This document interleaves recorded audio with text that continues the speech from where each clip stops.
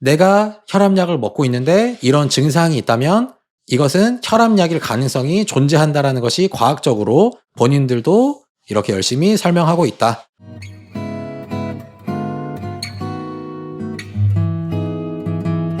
안녕하세요. 한방백숙TV의 김영진 원장입니다. 오늘은 고혈압이 아닌데 그냥 혈압이 높은 상태인데 자꾸 이런 병명이란 이름으로 우리를 괴롭히고 있는 이 고혈압 질환에 대해서 같이 이야기 나눠보도록 하겠습니다. 내가 고혈압 약을 복용하고 계신데 이런 증상을 가지고 있다면 한번 이 영상을 주의 깊게 들어봐 주셨으면 좋겠어요. 자, 배가 아플 때가 있다. 설사할 때가 있다. 소화불량이 있을 때가 있다. 관절, 근육이 아플 때가 있다. 그냥 피로하다. 간 수치가 증가할 때가 있다. 감정적으로 불안하고 불편하다. 잠이 안 온다. 어지럽다. 머리가 아프다. 간질성 폐 질환이 있다. 미각이 이상하다. 이런 증상들, 정말 다양한 증상들이 있는데 이런 증상을 가지고 계신 원인은 지금 복용하고 계신 그 고혈압 약 때문일 가능성이 매우 높습니다. 자, 우리나라 고혈압 기준은 140에 90을 기준으로 하고 있어요. 그리고 정상은 120에 80 이렇게 이야기하는데 그 사이에 있더라도 이런 단어들을 계속 붙이죠.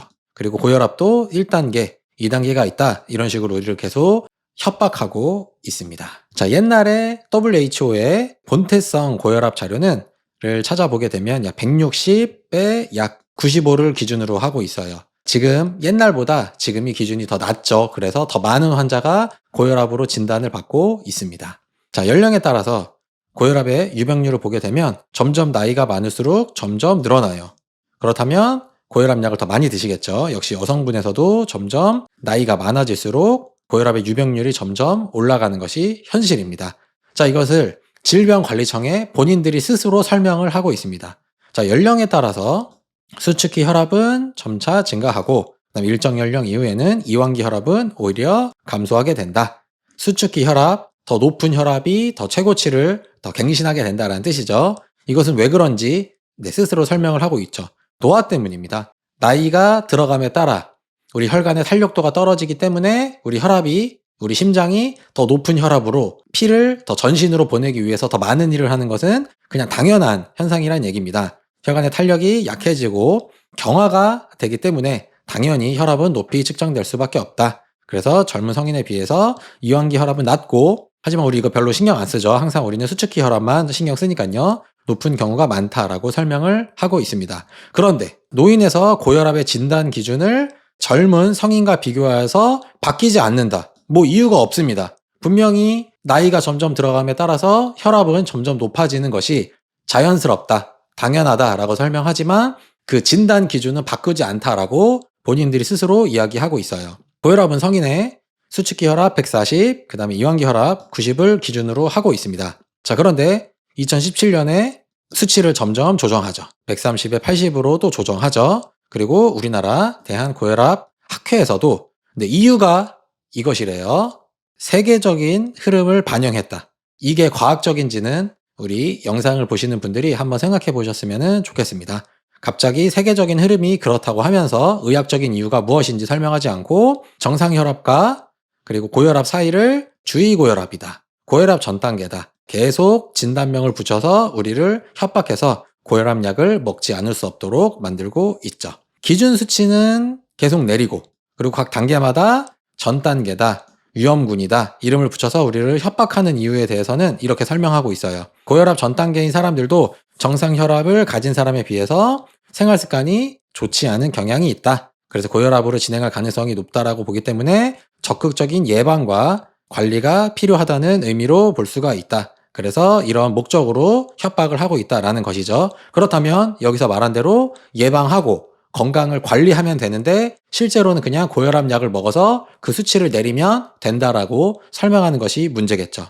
자, 정상 기준치를 조정을 합니다. 옛날에는 160에 100이 넘었었는데 점점 이걸 줄이고 있죠. 자, 그렇게 줄였어요. 그 이후로 어떤 일이 벌어졌느냐? 자, 사망률과 타 질병 유병률 전혀 영향이 없습니다. 이런 자료 존재하지 않죠. 전혀 우리의 건강에 도움이 되지 않았는데 계속 기준은 내리면서 계속 우리를 협박하고 있죠. 그리고 중요한 얘기, 10년마다 전 세계의 혈압약 매출은 계속해서 증가하고 있습니다. 왜냐? 더 많은 사람들이 고혈압으로 진단을 받아서 고혈압약을 처방받기 때문이죠. 자, 실제는 어떨까요? 자, 핀란드 사례 연구 결과가 있습니다. 자, 혈압약을 먹지 않은 75세에서 85세, 우리가 흔히 고령이라고 이야기하는 충분히 나이가 많은 분들을 521명을 추적하였습니다. 그래서 이분들이 언제 사망을 하였는지 확인을 해보았는데 80세 이상에서 가장 오랫동안 생존을 하신 분들의 혈압이 180에서 140이었어요. 이것은 왜 그럴까요? 앞에서 질병청에서 이미 설명을 했죠. 나이가 많으면 당연히 혈관이 딱딱해지고 탄력이 떨어지기 때문에 우리 심장에서 우리 혈관, 말초신경까지 피를 더 원활하게 보내기 위해서는 혈압이 높을 수밖에 없다. 그것이 그냥 노화에 의한 자연스러운 현상이다라는 것을 그냥 데이터, 과학적으로도 이미 확인을 할 수가 있습니다. 자, 실제 임상에서는 어떨까요? 일본에서는 정상 혈압 수치를 98년도에는 160에 95라고 해놓고선 2000년대에는 일본뿐만 아니라 다른 나라도 마찬가지죠. 140에 90으로 어떤 과학적 근거도 없이 그냥 내리고, 그래서 10년마다 혈압약 매출이 계속 6배씩 계속 증가하고 있다라고 할 수가 있습니다. 거기다가 다른 병이 있다면 그 기준을 더 내려서 더 열심히 혈압약을 먹어라 라고 이야기하고 있죠. 자, 혈압약의 부작용입니다. 내가 혈압약을 먹고 있는데 이런 증상이 있다면 이것은 혈압약일 가능성이 존재한다라는 것이 과학적으로 본인들도 이렇게 열심히 설명하고 있다. 네, 오만 증상 다 있죠. 그래서 제가 드실 필요 없다라고 이야기하는 것입니다. 자, 정리해볼게요. 우리의 건강관리야 질병 예방에 혈압 검사가 유의미합니다. 저도 저희 한의원에 오시는 분들 중에 내과 질환을 가지고 있거나 아니면 시간 여유가 있다, 나는 관심이 있다라고 하시는 분들은 혈압 그리고 혈동태까지 같이 측정해서 같이 건강관리를 하시도록 돕고 있어요. 그런데 제가 지적하고 싶은 부분은 개인의 편차. 원래 높으신 분들이 있고 원래 낮으신 분들이 있죠. 그리고 나이에 따라 혈압이 당연히 높아지는 것이 당연한데 그런 것에 구분 없이 그냥 절대값을 정해서 무조건 낮으면 닌 정상이다, 높으면 비정상이다라고 구분을 시켜요. 그리고 건강을 관리시키지 않고 혈압을 올리는 능력을 파괴시켜버리죠. 그래서 우리 몸을 망치는 것이 과연 우리의 건강에 도움이 되는지를 지적하면서 이번 영상을 마치도록 하겠습니다. 감사합니다.